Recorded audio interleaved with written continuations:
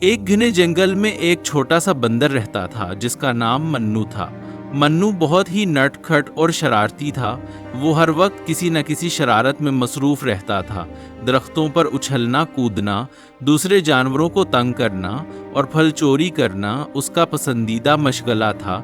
لیکن منو کی ایک بات سب کو پسند تھی کہ وہ بہت مخلص اور دل کا صاف تھا۔ اس کے دل میں کسی کے لیے برائی نہیں تھی، بس وہ شرارتیں کر کے سب کو ہنسانا چاہتا تھا۔ ایک دن منو نے دیکھا کہ جنگل کے کنارے ایک نئی جھونپڑی بنی ہوئی ہے۔ وہاں ایک بوڑھا آدمی رہتا تھا جو بہت ہی پیارا اور مہربان تھا۔ منو کو تجسس ہوا کہ یہ نئے مہمان کون ہیں۔ وہ درخت سے اترا اور جھونپڑی کے قریب پہنچ گیا۔ بوڑھے آدمی نے منو کو دیکھا تو مسکرا کر کہا، "ارے چھوٹے بندر، تم یہاں کیسے آ گئے؟" منو نے شرارتی انداز میں سر ہلایا اور جھونپڑی کے اندر جھانکنے لگا۔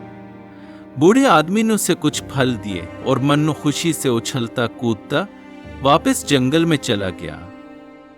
لیکن منو کی شرارتیں یہیں ختم نہیں ہوئی۔ اگلے دن وہ پھر جھونپڑی کے پاس پہنچا اور بوڑھے آدمی کی چیزیں اٹھا کر درخت پر چڑھ گیا۔ بوڑھے آدمی نے منو کو ڈانٹا، لیکن منو ہنستا رہا۔ یہ سلسلہ کئی دنوں تک چلتا رہا۔ منو ہر روز کچھ نہ کچھ شرارت کرتا اور بوڑھا آدمی اسے معاف کر دیتا۔ ایک دن جنگل میں ایک بڑا طوفان آیا۔ بارش کی شدت اور ہوا کے تیز جھونکوں سے درخت جھولنے لگے۔ منو گھبرا گیا۔ وہ اپنے درخت پر چڑھا ہوا تھا، لیکن ہوا کے تیز جھونکوں سے اس کا توازن بگڑ گیا اور وہ نیچے گر گیا۔ گرتے وقت اس کا پاؤں زخمی ہو گیا۔ منو درد سے چلانے لگا۔ بوڑھے آدمی نے منو کی آواز سنی تو وہ فوراً باہر آیا۔ اس نے منو کو اٹھایا اور اپنی جھونپڑی میں لے گیا۔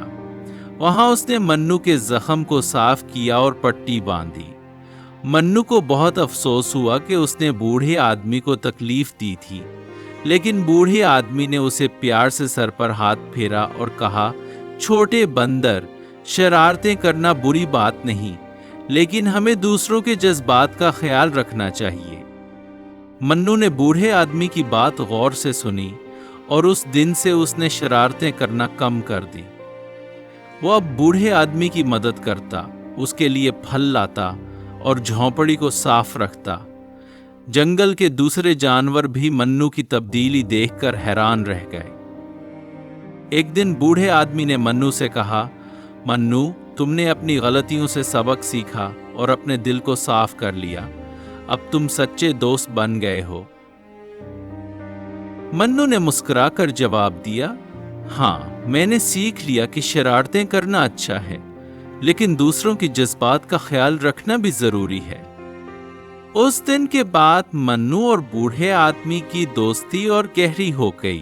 منو اب نٹ کھٹ تو تھا، لیکن اس کے دل میں مہربانی اور محبت بھر چکی تھی۔ یہ کہانی ہمیں یہ سبق دیتی ہے کہ شرارتیں کرنا برا نہیں، لیکن ہمیں دوسروں کے جذبات کا خیال رکھنا چاہیے۔ منو کی طرح ہم بھی اپنی غلطیوں سے سبق سیکھ سکتے ہیں اور اپنے دل کو مہربانی اور محبت سے بھر سکتے ہیں۔